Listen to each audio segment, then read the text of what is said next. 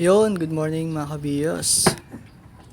Ngayon maglinis tayo ngayon ng brake pad and also inspection. Bali binaba natin yung pinaka-ano niya, handbrake. Yun, tapos hanapin mo lang yung puran ng jack natin. Ayan, may kita mo yan sila, lahat ng may ganyang design, may kita mo yan. Yan mismo ilalagay yung jack natin. Yan yung pinaka safe area sa harapan o saka sa likod. May kita mo yan sa harap tsaka sa likod. And bubuksan natin ngayon yung mga nut. Bali 4 na piraso lang naman yan.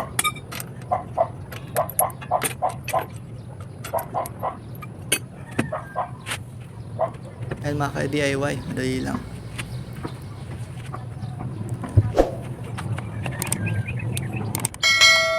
Sunod, luwagan na natin.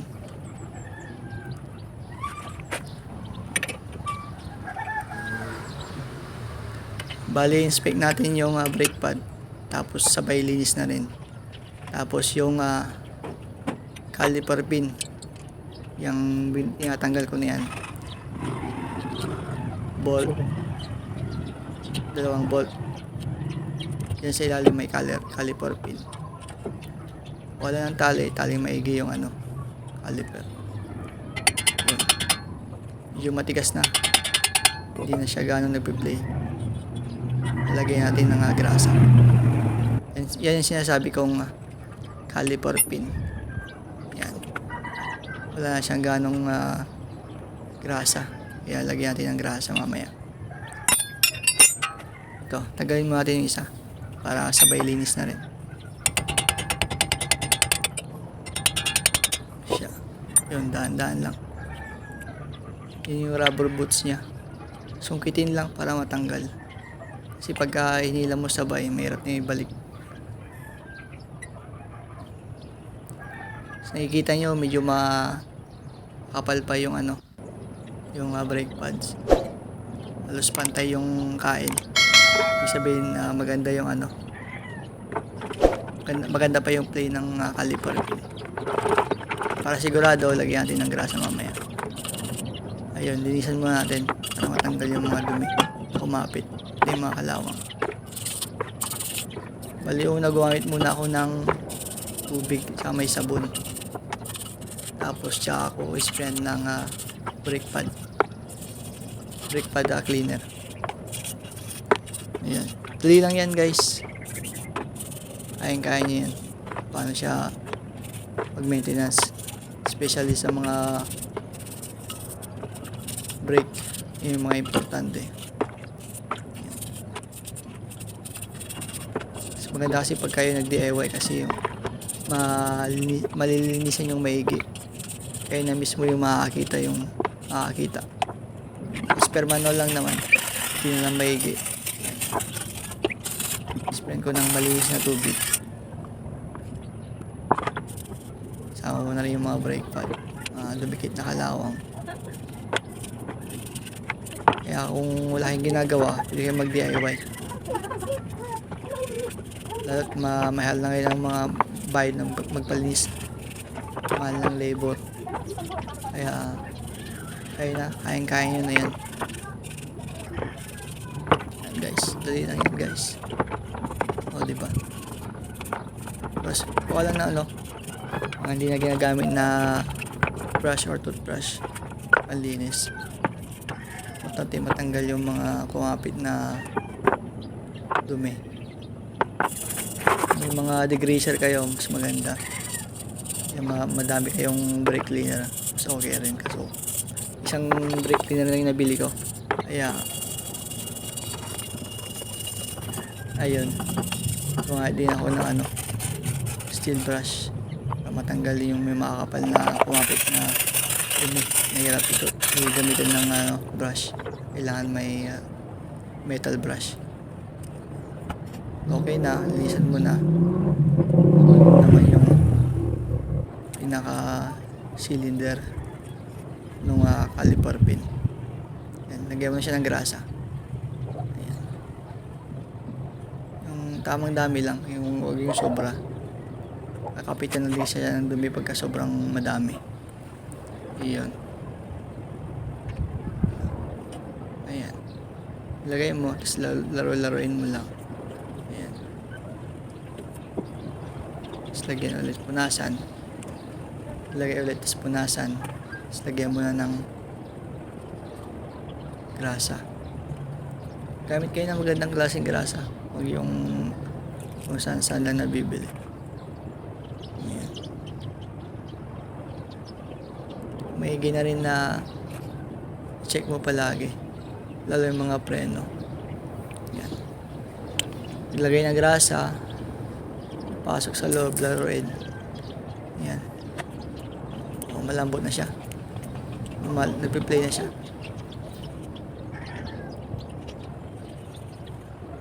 O, diba?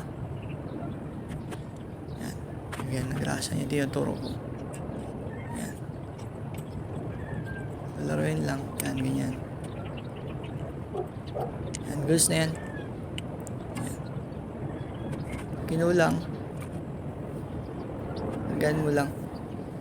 Ayan. Huwag lang masyadong madami. Sakto lang. Ayan.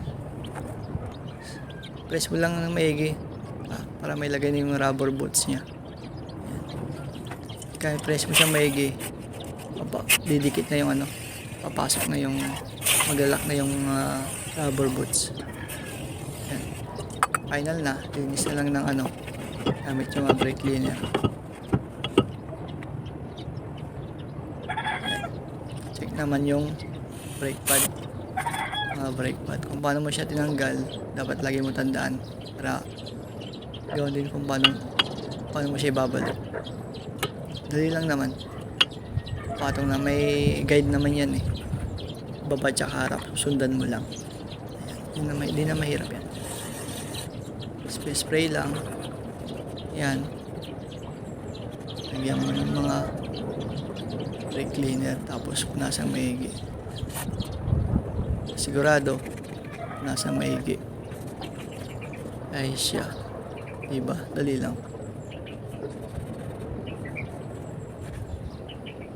Napansin nyo sa video, forward para mabilis natin hindi gaano matagal.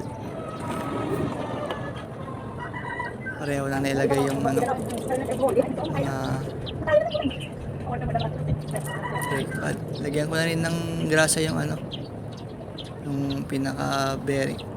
Ang tawag niyan, kalimutan ko ng tawag dyan eh, para hindi malesen yung kalawang. Gandaan yan, nalilinisan mo yung mga brake pad, lalagyan mo ng grasa yung caliper pin. Maganda yung kapit ng preno, bumabalik, hindi siya nag-steady para hindi rin masira yung fuel consumption mo. Yan.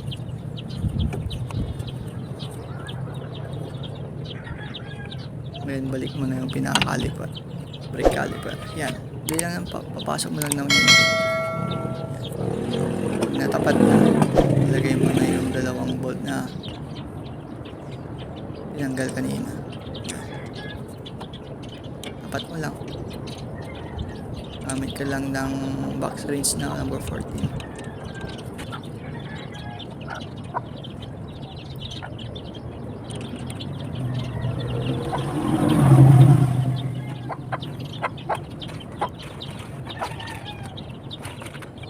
Goods na yan.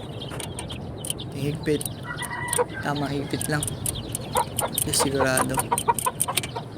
Pitang maigi. Ayan. Ayos na yan. Pitan sa taas, sa baba.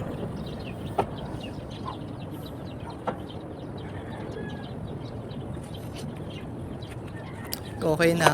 Hindi natin balik yung gulong. Ayan. Gamitan natin ng number 17 na pangontra. Tapos 40 na socket na paigpit. Pagka maigpit na, balik mo na.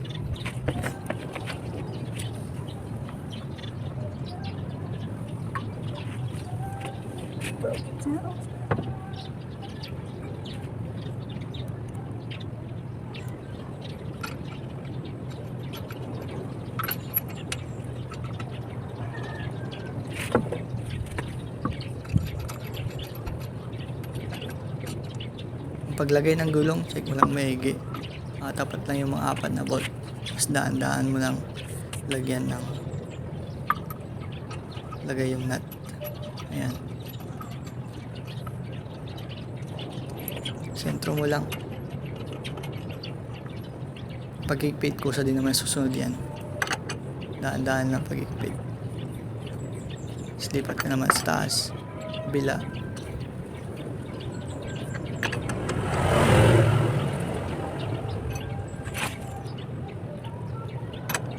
Gamit ka ng ganyan cross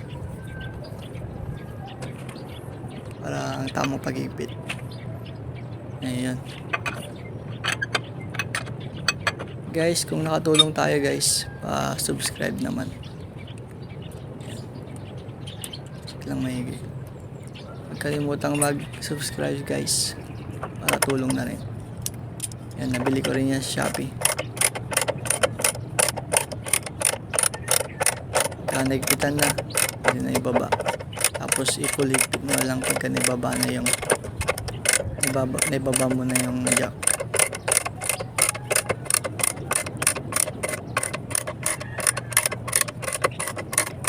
Diba? Mabilis lang, madali lang, matagal lang paglilinis. Ay, kaya mo kahit mag-isa ka lang. Mas maganda kung may kasama ka. Hindi ka masyadong mapapagod. Gawin din sa kabila guys, gawin din yung gagawin. Bali, gawin din yung ginawa ko sa kabila. Bali, yan lang yung pinakita kong video. At least may guide kayo. Yan, fit lang. Yan, subscribe tayo guys. Salamat. Yan, thank you for watching.